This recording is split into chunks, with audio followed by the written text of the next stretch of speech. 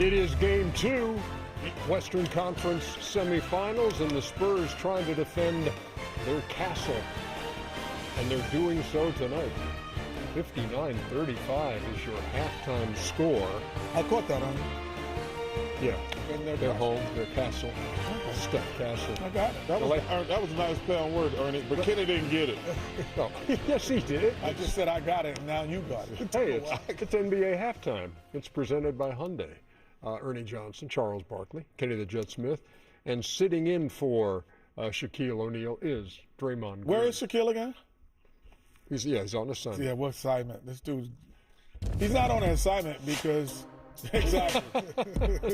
Because if you're on assignment, pretty much all three of us would know what you're doing. You know, when Chuck is out, I'm like, oh, Chuck had to do this. Ernie out, we know what to do. When I was out, you're like, oh, he went to a wedding. Hey, he's not here. Shut the hell up. Can we get to what we're talking about? Shaq's not here. We should know where he is. What were we talking about? How San Antonio's got a 24-point lead? I want to know. Yeah, I told you tonight to me would be a fair indication of how good San Antonio. I thought the last game they had been out for a while. I thought the same thing I said earlier. The same thing happened to Oklahoma City. They came out a little flat. This is a team Minnesota gonna have to beat 3 more times. Is there anything in that equation that involves we got our split? No, Minnesota. No, this is the team right here. And I told you, to me, the key to the Spurs. I always said, who's gonna score? And to me, I found out in the playoffs it was Fox. Fox played. He's got 14. I know I love Castle, but De'Aaron Fox to me is the guy who had to step up. He's got to get them 20 points a night, in my opinion. Then those young kids going to come along. But this is the team defensively, because like I say, they just didn't play good in game 1 and had a shot to win at the buzzer. Minnesota didn't play great. But if you go back and look at that game, like, man, the Spurs played awful. Victor couldn't buy anything. Fox played bad. And they still had a shot at the buzzer to win. But this is a team they're going to have to beat 3 more times. I think we have an epic moment, which is presented by Hyundai, which will give you a snapshot of the first half. And in the first half, Minnesota with 35 points. Wemby, Castle, and Fox combining for 40. It's the lowest scoring half of the season, regular season included, for the Minnesota Timberwolves. Before you start rolling your pictures, I need to know what it's like when Wemby is your guy. How do you defend him? Well, number one, I think you try to make him uncomfortable. You press up into him. You have to do your work early because, as we'll see when I do roll my pictures, if he gets position, there's nothing you can do. He's 7'5". He shoots. He has a high release point. He shoots over the top. So you have to do your work early with getting positioning. But another thing is important is your guards defending.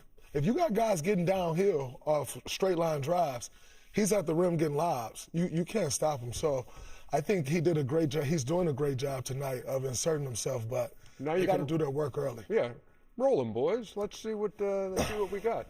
Oh, are you... Come on, Kenny. You going to the board. Hey, I was waiting on you, Kenny. Come on, man. He doesn't race active players. I don't race active players. He active? Well, you know what? Here we go. So if he was active, he wouldn't be here. Sometimes, that's crazy. Sometimes adjustments in the playoffs are very subtle. And this adjustment involves Rudy Gobert. They took Victor Wembanyama out the game early and sat him the rest of the And he didn't touch the board, ladies and gentlemen. Touch the board. You got to know the rules if you're playing the game, son. You got to know the rules. You got to know the rules. You got to know the rules if you're playing the game. There he goes again. I saw that coming. Get his work done in the paint, and there's no Rudy Gobert on the floor, which then leads to he stepped out 0 for 8 from 3 last game.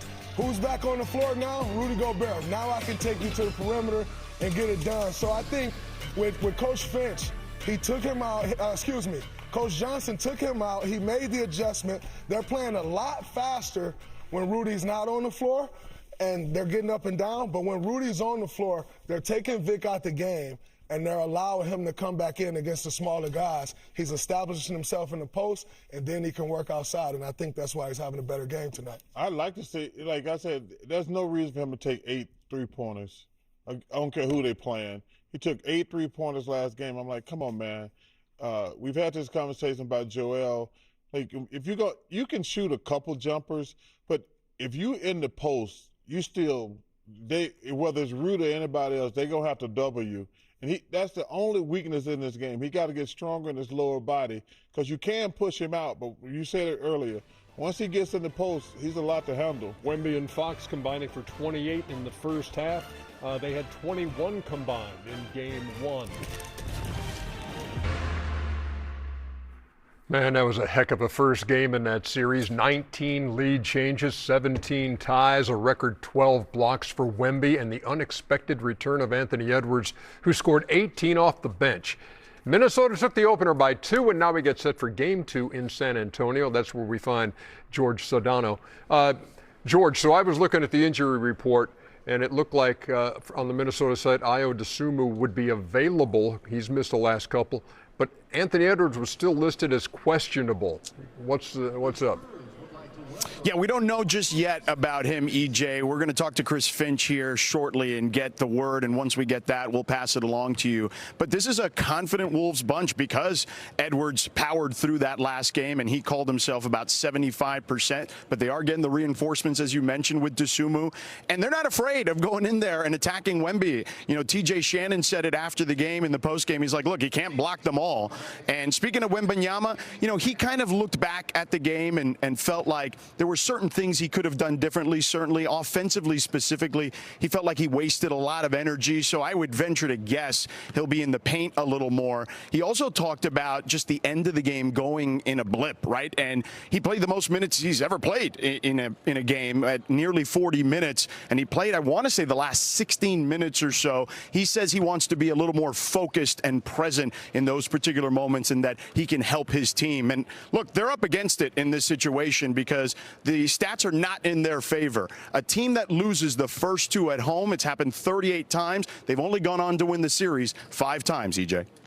George, thank you very much. We appreciate that. As we look ahead to this game, the Pfeiffer victory presented by Modelo, it was the fourth quarter for the Timberwolves in game 1.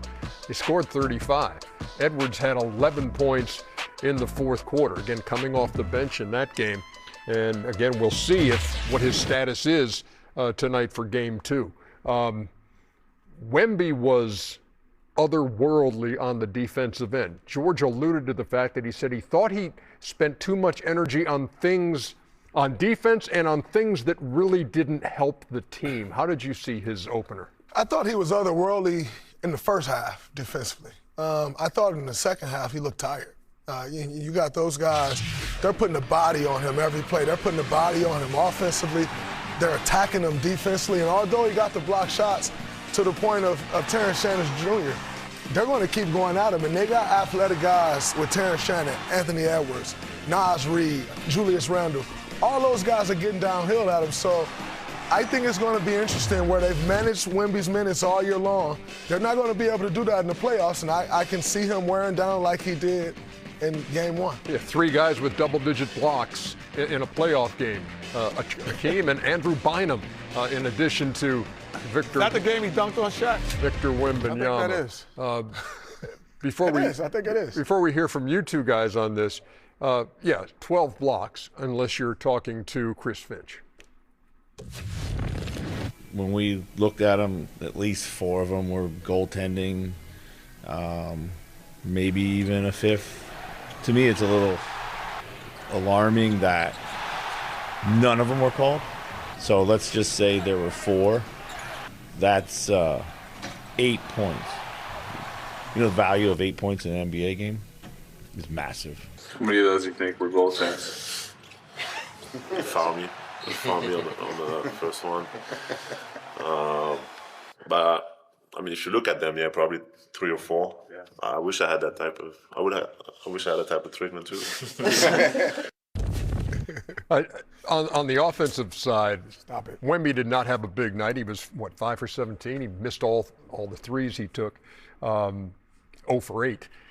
In fact, he and De'Aaron Fox both failed to hit a 3-pointer. Well, I'm so glad you said that because to me, well, first of all, women shouldn't be taking 8 threes. That's too many threes for a 7'5" guy. You need to go down in the post where they have to double him and use his height to his advantage. But to me, it's De'Aaron Fox. He's the guy who's got to step up. You go back and look at that Portland series. Who was the guy who played great? We all make a big deal out of Wemby because he played fantastic. We love Castle. But if you actually look at the game, Fox was fantastic in those games, especially the games that Wemby, the one game he didn't play, or 2 games he didn't play basically, or got hurt. But De'Aaron Fox to me is the guy. I thought the Spurs just came out flat. They hadn't played a competitive game in a while. I thought the same thing about Oklahoma City last night. I thought they came out flat. But I think they're going to play better because, to me, Minnesota didn't play great, and the Spurs played worse. You know, Anthony admitted, he said, I didn't play that good of a game. So, to me, this is when the series, I'm looking forward to watching tonight. But the one thing that bothers me about the Spurs, why didn't they play, why would you go from playing him X amount of minutes to 40? And because Dre said earlier, there's a lot more mental strain on you in the playoffs. There's a lot more physicality going on. They should have been ramping his minutes up. To go from playing him 30 minutes to 40 minutes, because like I say, let me give Minnesota some credit. Did somebody block my damn shot 12 times? I'm not sure. I'm gonna keep going in there. I give them, Coach Finch. I don't know. I have no idea why he's talking about the goaltending, but give Minnesota. You're right, Aaron. That team is tough. They're confident, but man, they don't care. You're gonna have to keep blocking it, and I respect the hell out of it. Yeah, Jaden McDaniel says you just got to act like he's not there. And What? and you know, Terrence Shannon says, look, I'm not going to stop going downhill. Well, you know. If you keep going, he will get 20 blocks in a game. You're going to have to. He could. I mean, it's not that wouldn't be a stretch, honestly, you know, for him because of his size and length. However, you know, the other thing that I felt that the Spurs have a tough time with is matching up with Julius Randle. And he is typically, you know, when he's playing, he plays like a 5. And then when Naz Reid comes into the game and Gobert goes out, he plays like, but now it's like, who guards him? Is it Wemby? Because he's doing things off the dribble. He plays like a point forward, but then at times he's going to shoot the 3. Then at times he's going to drive. So I thought the uncertainty of who was going to guard him, because the one thing about Wemby why he's shooting the 3s is because when you switch on Wemby on most teams, you don't have size switching. Yeah. So with them, they have Naz Reid, they have Gobert, they have Randall, and they have McDaniel. Those all too little, other than Gobert. I mean, they're all too little, but they're physically gifted enough to guard him. So, not disrespectful, if Draymond's not guarding Wembanyama and they switch off and they have one of your guards guarding him, they don't have this girth or the length. Yep, so where they have one or the other that can kind of slow him down and kept them perimeter too much. He didn't get lobs. You know, he's gotten 10 points a game off lobs. Because they were just able to switch, he wasn't able to roll. He didn't get lobs. And another thing I thought they did, which was incredible, everyone always say space to the 3 to pull Wemby away from the rim. And he doesn't pull away from the rim. They put a guy in the dunker spot every play. And no matter what action was going on around it, they ducked him in. So in the second half, he wasn't able to get those blocks because he was tired, because they was ducking him in, putting the body on him every play.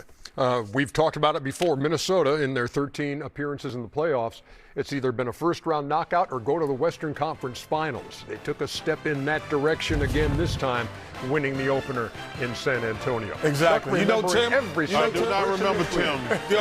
Tim is always trying. He comes in a lot. I know Tim. Hey, Rodney Dangerfield. What's that school movie? One of the best ever. Summer School.